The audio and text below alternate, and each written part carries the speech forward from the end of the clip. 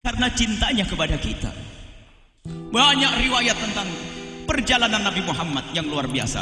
Rela disakiti Nabi Muhammad, biasa lapar 3 hari 3 malam.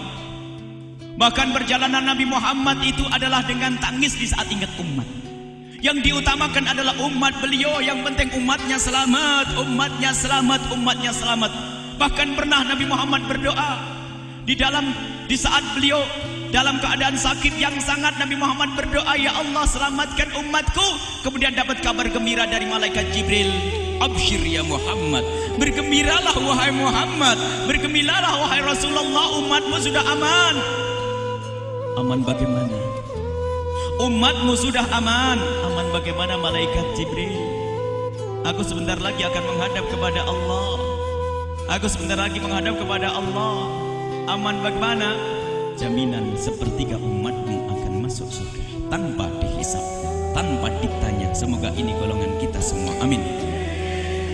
Mendengar jawaban yang seperti itu, ternyata Nabi Muhammad bukan gembira. Di saat mendengar jawaban seperti itu, tiba-tiba Nabi Muhammad malah khawatir. Jibril, sepertiga masuk surga, lalu sisanya di mana? Yang diingat sisanya. Kemudian malaikat Jibril berkata, sepertiga lagi ya Rasulullah, sepertiga lagi ada salah-salah, akhirnya diampuni oleh Allah dan akhirnya juga masuk surga. Semoga ini golongan kita juga, amin. Dan tiba-tiba saat itu Nabi Muhammad suaranya lebih tinggi dari sebelumnya. Jibril, sepertiga sudah masuk surga, sepertiga lagi masuk surga, lalu sepertiganya lagi di mana? Takut sepertiganya masih ditinggal, takut sepertiganya tidak masuk surga. Dijawab oleh malaikat Jibril, ini adalah orang yang mendelala, karu-karuan lah. Akan tapi dia adalah la ilaha illallah, yang di hatinya ada kecintaan kepadamu, maka akhirnya pun dia masuk surga. Jadi kesimpulannya, umat Nabi Muhammad itu yang di ujung sana sampai ujung sana itu adalah ahli surga. Semua umat Nabi Muhammad dijamin surga. Senang. Akan tapi ingat cerita selanjutnya ini. Jangan enak-enak senang aku menjadi umat Nabi Muhammad masuk surga. Akan tapi ingat sebuah kisah di padang mahsyar, yang waktu Rasulullah bercerita tentang padang mahsyar, orang besar seperti Imam Ali menangis, orang besar seperti Sayyidina Abu Bakar menangis, orang besar seperti Sayyidina Utsman menangis. Waktu Nabi Muhammad bercerita tentang padang mahsyar adalah saat yang sangat mengerikan. Manusia datang dengan model yang bermacam-macam. Ada yang berjalan merangkak lalu diinjak oleh yang lainnya, ada yang berjalan kepalanya di bawah, ada yang berjalan dengan lututnya, ada yang berenang di darah yang busuk. Bermacam-macam manusia di padang mahsyar nanti. Dan sungguh saat yang menakutkan dan sangat mengerikan. Manusia orang pada hina. Tiba-tiba di saat seperti itu ada rombongan manusia-manusia yang wajah mereka seperti cahaya-cahaya. Rombongan kaum laki-laki dan rombongan kaum wanita, yang mereka itu adalah seperti cahaya-cahaya dan dipimpin oleh cahaya. Rombongan kaum pria adalah dipimpin oleh Sayyidina Muhammad sallallahu alaihi wasallam. Rombongan yang berjalan di atas kepala manusia meluncur menuju surga. Dan ketahuilah wahai para ibu dan adik-adik putri semuanya, rombongan wanita itu dipimpin oleh Sayyidat Fatimah Az-Zahra. Berjalan di atas kepala manusia-manusia di padang mahsyar. Berjalan dengan cepatnya, karena mahsyar adalah kumpulan orang dari awal hingga akhir, mulai zaman Nabi Adam sampai manusia terakhir, sehingga luas sekali. Dan perjalanan Nabi Muhammad disaksikan oleh semua orang. Orang pada melihat Nabi Muhammad bersama rombongannya, cahaya yang memenuhi mahsyar. Dan di saat Nabi Muhammad meluncur ke surga, tiba-tiba di saat seperti itu banyak manusia-manusia yang berkata, ya Rasulullah tunggu kami, ya Rasulullah tunggu kami. Nabi Muhammad tidak menggubris dan tidak menoleh, terus meluncur berjalan Nabi Muhammad menuju surga. Tiba-tiba orang-orang yang ditinggal semakin jauh, semakin keras suaranya, ya Rasulullah tunggu kami, kami umatmu ya Rasulullah. Sallu ala Nabi Muhammad. Mendengar kalimat kami umatmu, Nabi Muhammad tidak bisa melanjutkan perjalanannya, berhenti dan berhenti semuanya. Lalu Nabi Muhammad menghadap kepada manusia-manusia yang menyebut diri mereka sebagai umat Nabi Muhammad. Mana umatku? Kami ya Rasulullah, kami. Bagaimana aku tahu engkau umatku? Ya Rasulullah, aku pernah umrah, aku pernah haji, aku pernah bangun masjid, aku pernah, mungkin ada yang berkata aku pernah marhabanan, aku pernah begini, aku pernah melakukan kebaikan di dunia. Dan memang benar mereka di dunia melakukan kebaikan, karena di dunia mereka memang umat Nabi Muhammad. Semua menyebutkan kebaikan yang pernah mereka lakukan di dunia. Dan setelah mereka selesai menyebutkan kebaikan mereka, tiba-tiba Nabi Muhammad menggelengkan kepala. Tidak, aku tidak bisa mengenalimu saat ini, karena engkau di dunia tidak pernah kenal aku dengan hatimu. Sallu ala Nabi Muhammad. Ini saat yang mengerikan, yang menjadikan Sayyidina Abu Bakar menangis.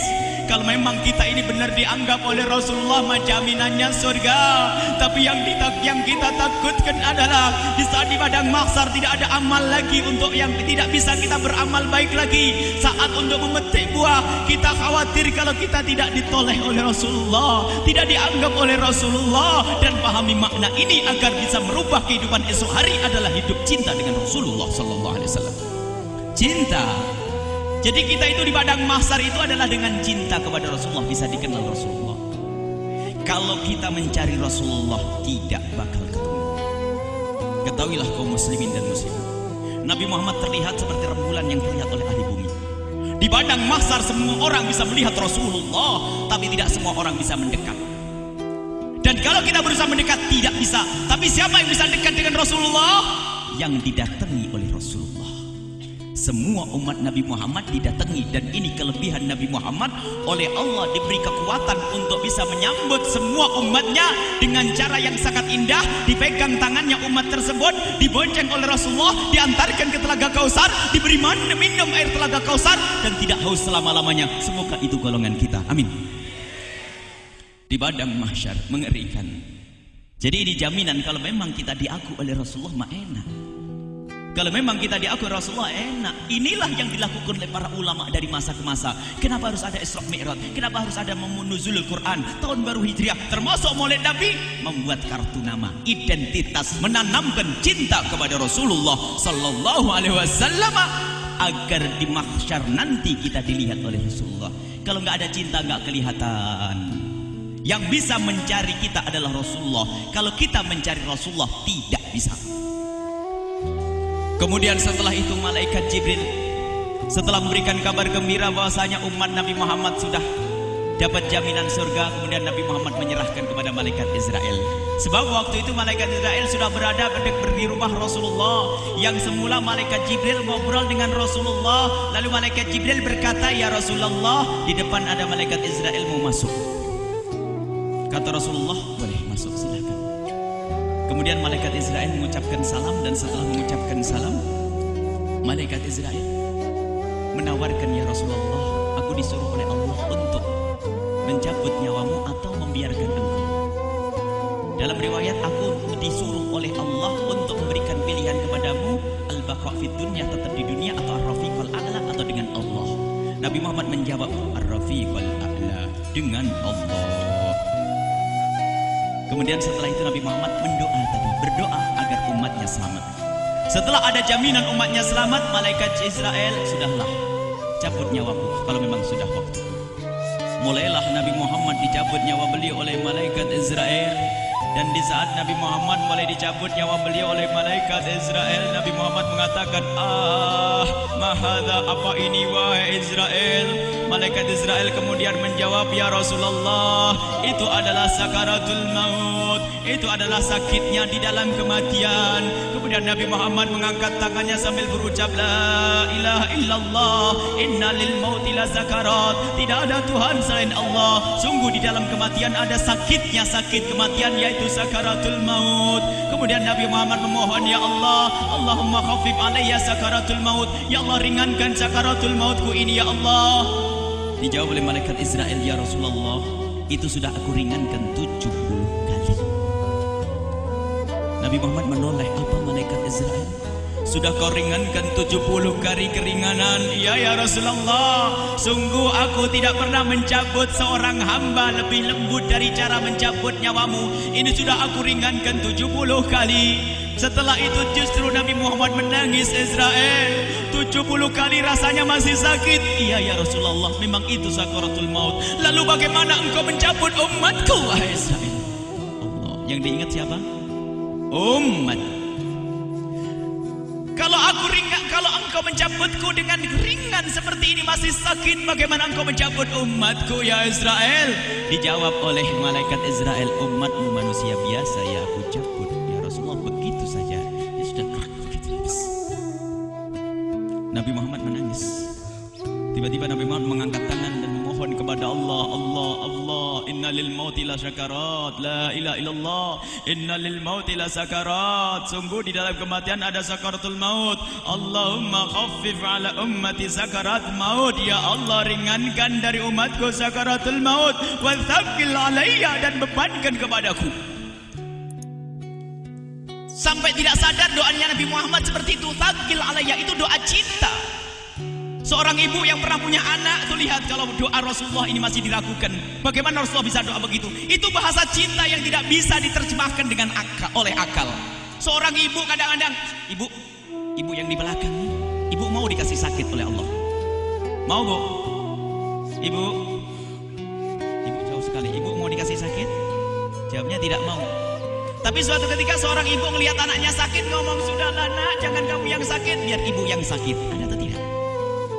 Kenapa ngomong begitu? Itu bahasa cinta itu. Tidak rela kalau anak ini sakit, biar aku saja yang sakit. Itu yang dirasakan Rasulullah. Sakaratul maut begitu sakitnya, membayangkan betapa sakitnya umat Nabi Muhammad di saat dicabut nyawa beliau. Maka Rasulullah mengatakan, ya Allah, ringankan sakaratul maut dari umatku, bebankan kepadaku saja ya Allah. Wala sawfa yu'tika fatarda. Permintaan Nabi Muhammad tidak ditolak oleh Allah, dikabul dan dikabul wahai Muhammad. Sallu ala Nabi Muhammad.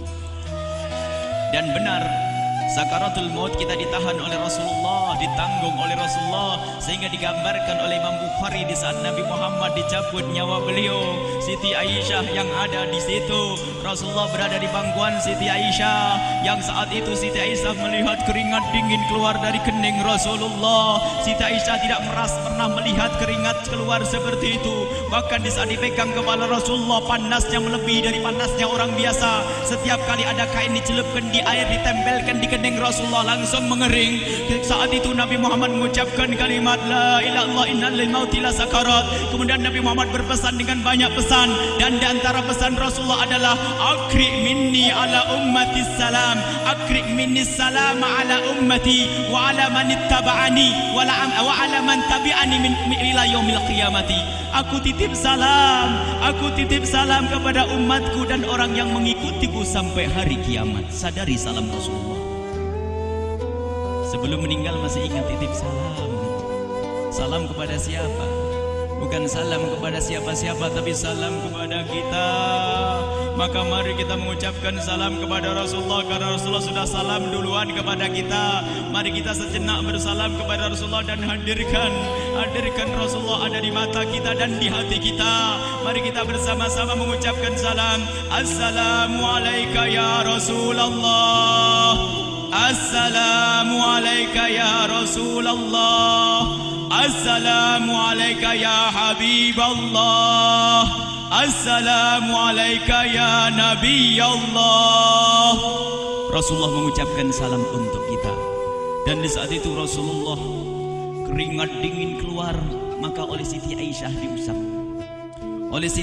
diusap. Bayangkan saat itu Nabi Muhammad di pangkuan Siti Aisyah dan diusap oleh Siti Aisyah. Siti Aisyah berkata, keringat Rasulullah mengucur deras hingga aku usap, dan aku usap dengan tangannya Rasulullah.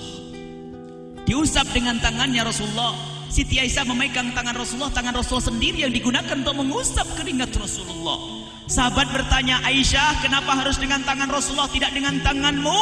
Lihat jawab Siti Aisyah, karena tangan Rasulullah lebih lembut dari tanganku. Sallu ala Nabi Muhammad. Masih sempat nyanjung tuh sahabat Nabi. Dalam keadaan begitu masih menyadari kelembutan tangan Rasulullah, jasad Rasulullah, kemuliaan Rasulullah sallallahu alaihi wasallam. Dan aku lebih menginginkan bahwasanya yang menyentuh jidat Nabi Muhammad adalah tangan yang paling mulia di dunia dan di akhirat. Siti Aisyah nggak berani menyentuhkan. Pengennya yang disentuhkan di kening Rasulullah adalah tangannya Rasulullah Sallallahu Alaihi Wasallam. Kemudian setelah itu Nabi Muhammad merasakan sakit yang sangat untuk kita. Kemudian Nabi Muhammad mengangkat tangan tinggi-tinggi mengucapkan la ilaha illallah inna lil mauti lasakarat. Tiba-tiba tangan itu semakin turun dan ditangkap oleh Siti Aisyah. Dan di saat tangan itu jatuh di tangan Siti Aisyah, kemudian tiba-tiba paha Siti Aisyah merasakan berat kepala suci Rasulullah. Dan saat itu Siti Aisyah sadar bahwasanya Rasulullah sudah kembali kepada Allah Subhanahu wa taala. Sallu ala Nabi Muhammad. Siti Aisyah bingung di saat melihat seperti itu. Ditaruh pelan-pelan wajah Rasulullah sambil menangis lalu berkata, Rasulullah sudah meninggal. Para sahabat Nabi pada bingung. Sayyidina Ali tiba-tiba terduduk, nggak bisa berdiri. Sayyidina Uthman nggak bisa ngomong. Ada orang Sayyidina Zaid berkata, aku baru melihat Rasulullah. Setelah ini aku tidak mau melihat lagi selain Rasulullah. Ya Allah, butakan mataku. Aku tidak ingin aku kotori mataku dengan selain Rasulullah. Dan dibutakan oleh Allah. Bermacam-macam kejadian saat itu. Madinah heboh luar biasa dengan meninggalnya Rasulullah Sallallahu Alaihi Wasallam. Dan sungguh meninggalnya Nabi Muhammad adalah menghidupkan hati yang mati kalau orang faham. Tiba-tiba Sayyidina Abu Bakar datang. Setelah Sayyidina Umar mengatakan, siapa yang mengatakan Muhammad meninggal akan aku penggal lehernya. Jangan seperti orang-orang Nabi Muhammad sekarang lagi pergi seperti waktu Musa pergi kepada Tuhannya, kepada Allah, nanti akan kembali kepada kita. Muhammad belum meninggal. Ini adalah karena kecintaan Sayyidina Umar bin Khattab, tidak ingin Nabi Muhammad pergi. Tiba-tiba datang Sayyidina Abu Bakar As-Siddiq lalu masuk ke kamarnya Rasulullah, lalu masuk kepada Rasulullah, kemudian mengecup kening Rasulullah. Dan Sayyidina Abu Bakar berkata, ya Rasulullah, tibta hayyan wa mayyita. Ya Rasulullah, engkau tetap harum dalam keadaan hidup dan harum setelah meninggal dunia. Sallu ala Nabi Muhammad. Hingga sampai setelah hari besoknya meninggal Rasulullah, Senin sore, Selasa malam, Rabu dikubur Rasulullah sallallahu alaihi wasallam. Setelah dikubur, Sayyidat Fatimah bertanya kepada Sayyidina Abdullah ibn Abbas, Sayyidina Anas, wahai Anas, hai Anas, sambil menangis Sayyidat Fatimah Zahra, hai Anas, bagaimana engkau tega? Atabat anfusukum antahtu ra'sa Rasulillah. Apakah engkau rela menaburkan debu di atas kepala Rasulullah? Sayyidina Anas menangis kaget, ya wahai binta Rasulillah, kalau kami tidak dilupakan oleh Allah, niscaya tidak ada yang bisa mengubur Rasulullah. Jadi saat itu dilupakan oleh Allah, sehingga mereka tidak menyadari melakukan itu semua. Kalau mereka sadar, tidak akan bisa mengubur Rasulullah Sallallahu Alaihi Wasallam. Ini yang diungkapkan oleh Sayyidina Anas. Kalau seandainya kami tidak dilupakan oleh Allah, niscaya kami tidak akan mampu mengubur Rasulullah Sallallahu Alaihi Wasallam. Madinah saat itu menangis. Dan kejadian ini harus diulang-ulang untuk menghidupkan hati.